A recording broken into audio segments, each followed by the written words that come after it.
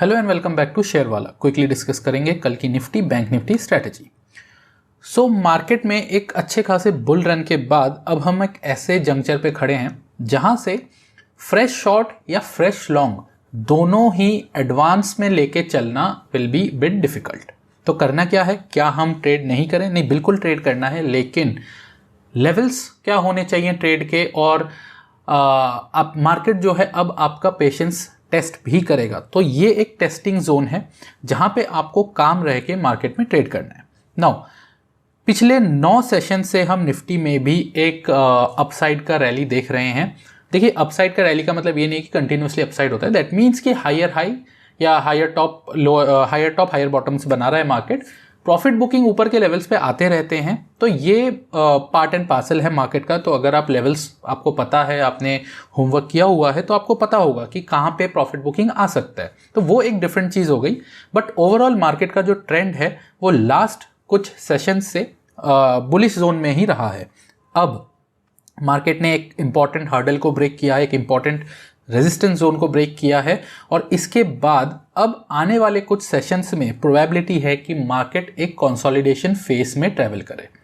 तो जब consolidation phase में मार्केट होता है उस टाइम पे जो रिटेल ट्रेडर्स होते हैं या जो नए ट्रेडर्स होते हैं या जो बहुत कम कैपिटल के साथ मार्केट में आए होते हैं, उनके लिए बहुत ही ज़्यादा पेशेंस टेस्टिंग जोन होता है, पेशेंस टेस्टिंग पीरियड होता है। अगर इस पीरियड के दौरान आप ट्रेडिंग करना सीख गए तो मान के चलिए कि मार्केट में आप एक अच्छे खासे प्रॉफिट के साथ आने वाले समय में जा सकते हैं। लेकिन अगर इस समय आप पेशेंस लूज करेंगे और अननेसेसरी के ट्रेड्स पिक करेंगे तो क्या होगा कि आपका कैपिटल वाइप आउट होगा और अल्टीमेटली मार्केट आपको मार्केट से बाहर निकाल देगा। तो इस चीज़ को आप ध्यान रखिएगा। लेवल्स क्या होने चाहिए? देखिए, 42,500, अभी मार्केट 42,132 पे है। 42,500 एक हर्डल है अभी के लिए। ऑल्दो ओआई चार्ट अभी पॉपुलेट नहीं हुआ है, फ्राइडे को मार्केट ऑफ था, थर्सडे को एक्सपायरी हुआ है। तो जो फ्रेश ओआई डेटा है वो अभी तक जनरेट नहीं हुआ है, वो अभी तक पॉपुलेट नहीं हुआ है। तो ओआई चार्ट देखने का अभी कोई फ़ायदा नहीं है। कल के दिन मार्केट थोड़ा मूव करेगा और उसके बाद हमें पता चलेगा कि ओआई डेटा हमें क्या कह रहा है।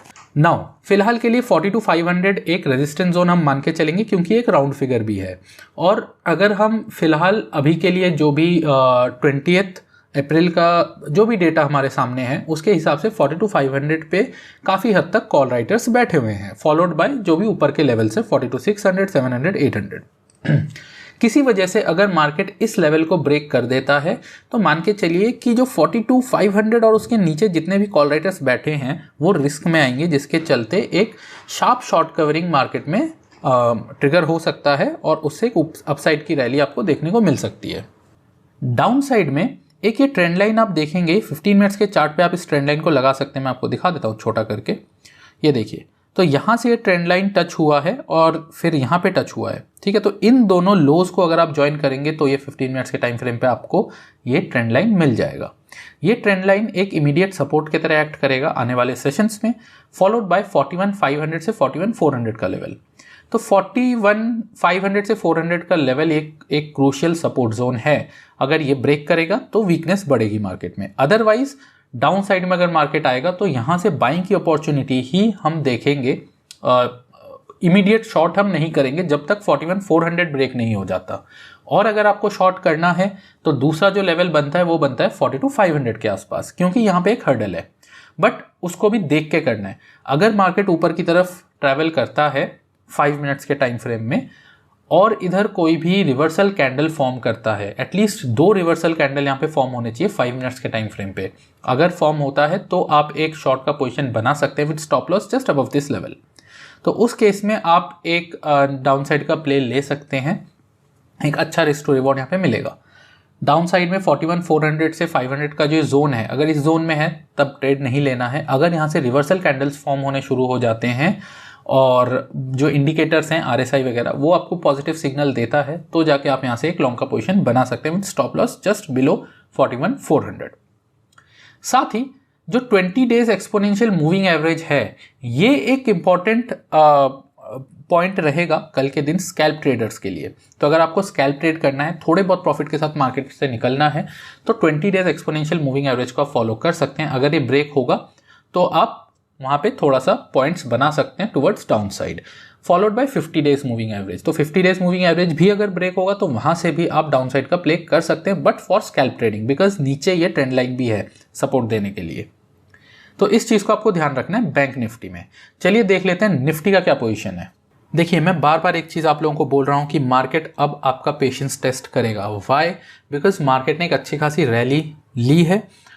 अब इससे ज़्यादा मार्केट एक बार में 42,500 तक जा सकता है, ज़्यादा से ज़्यादा 43,000 तक जा सकता है, ठीक है। लेकिन मार्केट में एक प्रॉफिट बुकिंग पेंडिंग है। तो मार्केट में जो फ्रॉथ डेवलप हो गया है, मार्केट उस फ्रॉथ को बाहर निकालने की कोशिश करेगा। देखिए, जब भी कोई बड़ा मूव आता है मार्केट में, ठीक है, या कई दिन का ट्रेंड मार्केट में आ जाता है, तो कई सारे इंपल्सिव ट्रेडर्स उसमें कूद पड़ते हैं, ये सोच के कि बुलिश मार्केट में एक बुलिश रैली हो रही है, चलो कूद जाते हैं, लेके ओवरनाइट कैरी कर लेते हैं, कल निकाल देंगे।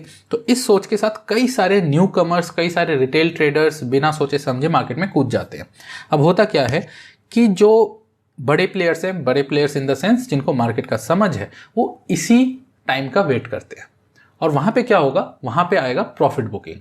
अब जैसे ही वो प्रॉफिट बुकिंग आएगा, ये जो रिटेल ट्रेडर्स हैं ये ट्रैप हो जाएंगे और इन्हीं का पैसा सीधा जाएगा जो बड़े ट्रेडर्स हैं। बड़े ट्रेडर्स इन द सेंस, देखिए, बड़े ट्रेडर्स वगैरह में भी एक गलत वर्ड हो सकता है, बट जो एक्सपीरियंस ट्रेडर्स हैं, ठीक है, उनके पास ये पैसा जाता है। और रिटेल ट्रेडर्स ये सोचता है कि मार्केट तो बेकार है। तो ऐसा नहीं है, लॉजिक के साथ ट्रेड करना है, इलॉजिकली ट्रेड नहीं करना है। लेवल्स आपके सामने हैं, आप खुद अपना होमवर्क करिए, लेवल्स पर ही ट्रेड करिए। जो होमवर्क आपने किया है उसी पे ट्रेड करिए। अगर ट्रेड नहीं मिलता है तो ट्रेड मत करिए। ज़रूरी नहीं है कि डेली ट्रेड करना है। अगर 5 दिन के सेशन में अगर आप 2 दिन भी ट्रेड करते हैं, बट अगर उसमें आप एक अच्छा प्रॉफिट इनकर करते हैं, तो बाकी दिन ट्रेड नहीं भी करेंगे तो भी चलेगा। निफ्टी 50 में 17,850 एक लेवल है, इमीडिएट हर्डल है। अगर ये ब्रेक होता है तो 18,000 के लेवल्स की तरफ निफ्टी जाने की कोशिश करेगा। टिल द टाइम ऊपर के लेवल से आपको प्रॉफिट बुकिंग दिख सकता है। डाउन साइड में इसमें भी एक ट्रेंड लाइन है जो आप 15 मिनट्स के टाइम फ्रेम में बना सकते हैं। लाइव ट्रेडिंग जब हम करते हैं तो 5 मिनट्स के टाइम फ्रेम पे करते हैं, बट जब हम पोस्ट मार्केट एनालिसिस करते हैं तो वो 15 मिनट्स में करना ही मैं प्रेफर करता हूं, क्योंकि उसमें लेवल्स आपको ज़्यादा अच्छे से दिख जाते हैं। 17,730 एक इंपॉर्टेंट सपोर्ट जोन है निफ्टी 50 के लिए। तो अगर 17,730 ब्रेक होता है तो उस केस में वीकनेस बढ़ेगा। दैट मीन्स कि सेलर्स उसमें ज़्यादा स्ट्रांग होंगे एज कम्पेयर टू बायर्स, और डाउन साइड का ट्रेड आपको मिल सकता है toward 17,590। 17,590 again next support zone है, और अगर ये ब्रेक होता है तो फर्दर सेलिंग प्रेशर इंक्रीज होगा। तो ये जो लेवल है निफ्टी में आप मार्क करके रख सकते हैं। साथ ही निफ्टी 50 में 100 डेज एक्सपोनेंशियल मूविंग एवरेज जो है, ये भी एक क्रूशियल रोल प्ले करता है। अगर ये ब्रेक होता है तो डाउन साइड आपको दिख सकता है मार्केट में। तो ये चीज़ आप ध्यान में रख के चलिएगा। 20 days exponential moving average Nifty 50 में ज़्यादा फॉलो करने की ज़रूरत नहीं होती है। वाई? बिकॉज निफ्टी 50 का जो मूवमेंट होता है वो बहुत ज़्यादा नहीं होता है। तो अगर आप सोचेंगे कि स्कैल्प ट्रेड आप निफ्टी 50 में ले, तो वो कोई ज़्यादा स्ट्रैटेजिकली मैं ज़्यादा उसको वैल्यूएबल नहीं मानता हूँ, क्योंकि जितना आप स्कैल्प ट्रेड में करेंगे उससे ज़्यादा आप फीस दे देंगे, ठीक है, अपने ब्रोकर को। तो वो चीज़ करने की ज़रूरत नहीं है। अगर आपको स्कैल्प ट्रेड करना है तो स्कैल्प ट्रेड के लिए बैंक निफ्टी बेस्ट है। अगर आप लेवल टू लेवल ट्रेड करना चाहते हैं और थोड़ा कम रिस्क के साथ, तो निफ्टी 50 बेस्ट है। अदरवाइज मैं प्रेफर बैंक निफ्टी ही करता हूँ, क्योंकि उसमें मेरे को मूवमेंट सही मिल जाता है। नाउ एक बार डेली चार्ट भी देख लेंगे तो निफ्टी बैंक का ये डेली चार्ट है, और क्लियरली इसमें RSI एक पॉजिटिव जोन में है, MACD भी पॉजिटिव जोन में है, जो क्लियरली ये दिखा रहा है कि मार्केट अब एक बुलिश जोन में आ चुका है। इंपॉर्टेंट ट्रेंड लाइन जो था डेली चार्ट पे वो भी ब्रेक हो चुका है। सभी मेजर एक्सपोनेंशियल मूविंग एवरेजेस के ऊपर मार्केट है, again which is a positive signal. Now इसके बाद बैंक निफ्टी के लिए 43,000 तक के लेवल के बीच में कोई भी मेजर हर्डल नहीं है, ठीक है। अगर आप डेली चार्ट देखेंगे तो कोई भी रेजिस्टेंस अब बैंक निफ्टी के पास नहीं है टिल 43,000 पे एक हर्डल है।